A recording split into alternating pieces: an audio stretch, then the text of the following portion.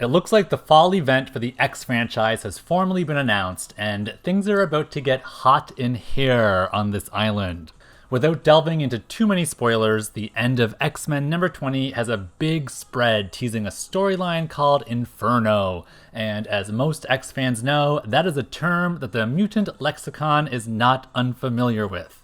This Inferno is set to blaze up in the fall, meaning that it's probably the conclusion of the Reign of X era, and it's probably going to be the final reveal from the redacted story teases that Marvel released a few months ago.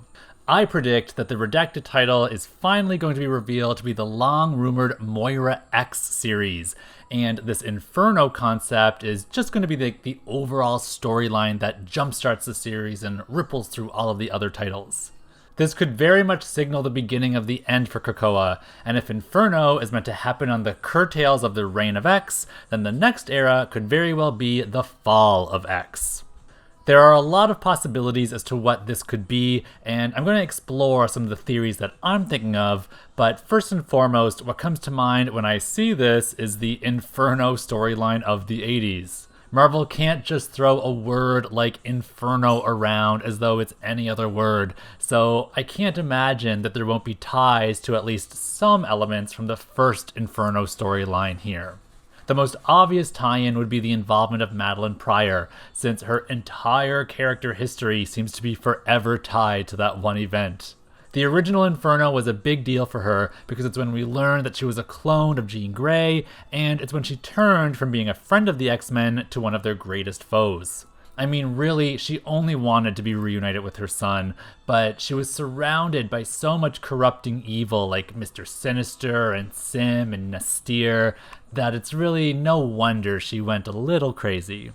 Inferno is, in my opinion, one of the greatest X-Men storylines of all time, and Madelyne Pryor is an extremely sympathetic character in it. Yeah, she became the Goblin Queen and the world was almost completely invaded by the monsters of Limbo, but there was a lot going on for her at the time, so if any X-villain deserves a redemption arc, I think it's her. She might have died at the end of Inferno, but it definitely wasn't the last we saw of Maddie.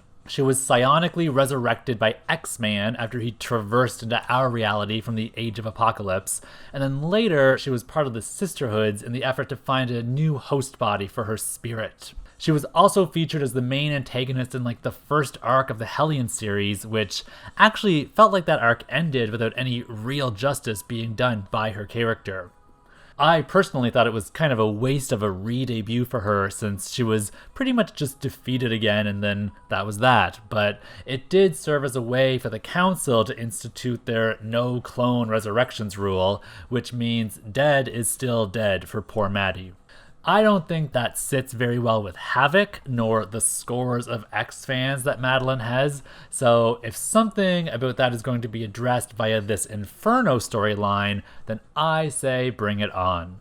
Madelyne really is a character who deserves her own shot at real life without the shadow of Jean Grey around her all the time, and I dare say that Madelyne might actually be the more interesting character of the two anyway.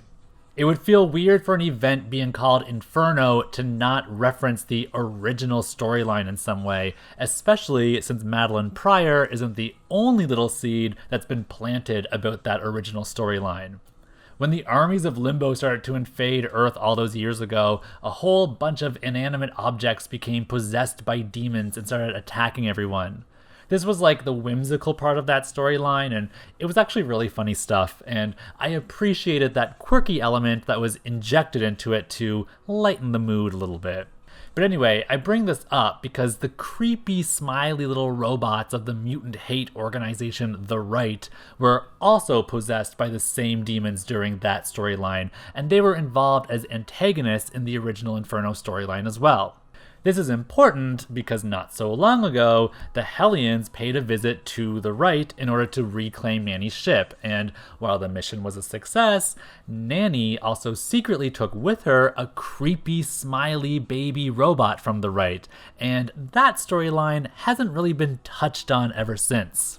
I think it's way too much of a coincidence for Hellions to have had both Madelyne Pryor and the Right as villains in the series, and to not assume that they'll come back and play a role in this upcoming Inferno storyline. It's just way too reminiscent of the original event to not include it all. It's been inferred that both Wildchild and Nanny are still under some sort of will control or brainwashing or whatever after their resurrections, so I'm sure that both of those characters and the Hellions overall will be playing a big role in this Inferno storyline. But all of that's assuming that Inferno is going to be tied into the original in some way, which I'm sure it is, but I'm also just as sure that it isn't. It's not like Hickman to just go about the lazy way of doing things and rehash an old plot point verbatim, especially since the Inferno Battle World mini already happened a few years ago, and that was pretty much already just a reimagined version of the Inferno storyline. Instead, what I think this new Inferno is going to use is some of the elements that I already mentioned, like Maddie and the Right, but add them into a mix of what's already been brewing elsewhere for quite some time. There have been lots of times fire and infernos and burning have been discussed in this new Hickman era, so embers of this event could really spark in a multitude of any different direction. One of the old Sinister Secrets data pages teased that Inferno was bound to come around with something about a squaring of a circle. I thought that was just going to be some sort of pentagrammy sigil thing with Ileana, but now I'm not so sure. It could be a reference to the way the council chairs are situated on Krakoa. They are literally in 4 parallel lines in a circle, so that's quite literally a squaring of a circle, and the Sinister Secret could just be inferring that the council is simply orchestrating its own doom by even existing in the first place. I'm kind of meh on that theory, as I'm hoping that it would be something a little bit more active than that, and I think it could possibly have something more so to do with Orchis and Nimrod. It might be too much of a reach to assume that the circle square imagery that they talk about is meant to represent the Orchis Forge itself, as if those points in the middle of the station are meant to square off the circle in an invisible sort of way or something, but I could also see that being literally what the Sinister Secret is meant to mean as well. These points there were collars that were holding in the Mother Mold head back in the beginning of Orchis' debut, but the X-Men destroyed those collars specifically in order to eliminate Mother Mold as a threat, and then when Orchis is seen later, the collars haven't been rebuilt and the Forge was just completely in a circle. Now, though, it looks as though they are back, and this could be the imagery that is referenced in the Sinister Secret right before the onset of the Inferno. It feels like the Inferno is going to occur as a direct result of Nimrod coming online anyway, so Orchis has gotta play a big role in it somehow, and I'm pretty confident that Mystique is going to be their ace in the hole. Mystique has been working overtime for Charles and Magneto, and has pretty much agreed to do every crappy mission that they give her to do while they hold resurrecting Destiny over her head. They have no intention of resurrecting Destiny, and I think Mystique is on the verge of really understanding that now, especially since Destiny already hinted it to her herself many years ago before she died in the first place. Destiny also told Mystique to literally burn down Krakoa, so it really feels like Mystique's storyline is going to come to a head here during the Inferno event, and we'll finally get to see her sow the seeds of Krakoa's destruction. The X-Line has been trying its darndest to paint Mystique as super sympathetic, while positioning Magneto and Charles as heartless dictators, and so far it's been doing a good job of it, and I get the impression that most fans are on Mystique's side here. But let's not forget that Mystique is a criminal mastermind in her own right, so the real intrigue here for me is how is she going to go about getting what she wants, but while also getting her revenge. In my opinion, it's gotta be her teaming up with Orchis to infiltrate Krakoa. Both her and Dr. Alia know about losing loved ones, so they can connect with each other there and find a common cause in wanting to bring down Charles and Magneto. I don't know if Orchis will be able to help Mystique on the resurrection side of things, but perhaps that's where Madelyne comes into play. Back when she was recruiting people for her first sisterhood, she did promise that she could resurrect an old loved one for each of the members.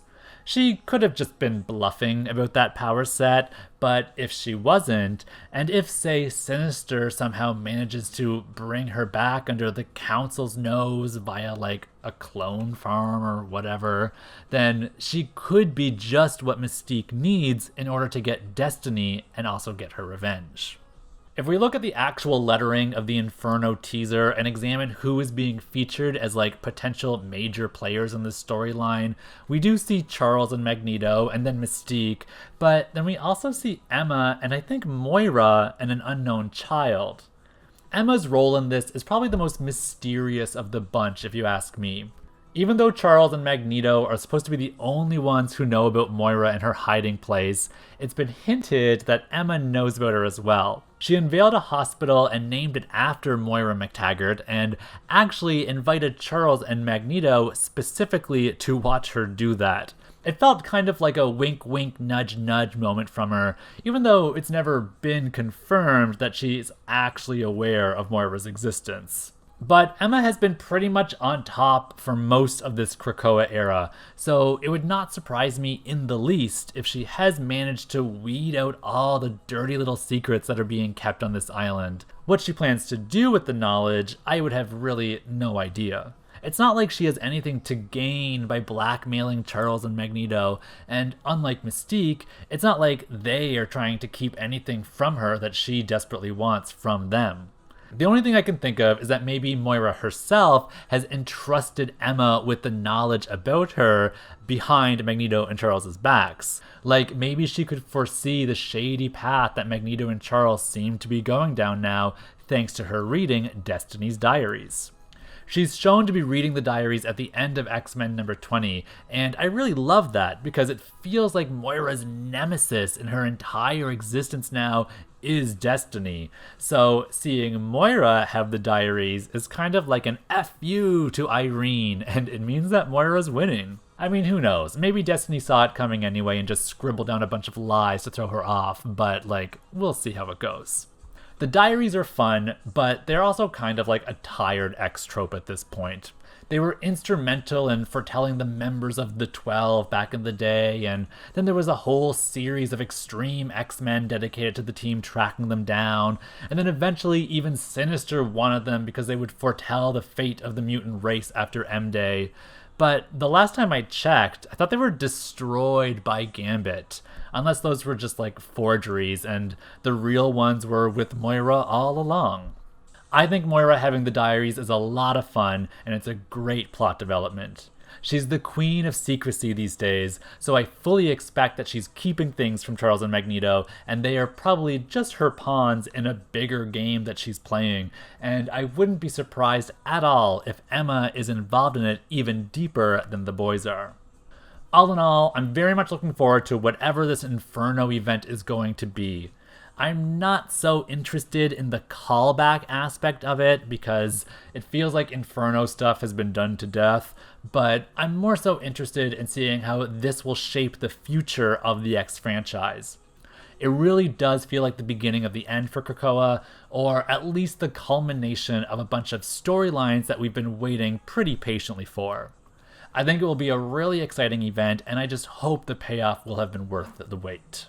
I probably missed a few glaringly obvious things in my observations here, so please feel free to comment about what you think is going to happen in this event, or let me know of any rumors that you might have heard. I always love reading what all the other speculative theories are. If you like this video, feel free to subscribe for more X-related content like review videos and costume rankings, and you can also follow me on social media for a grand assortment of panel scans and other X content. Thanks for stopping by today, and be sure to come back soon for more Great X-Mentations!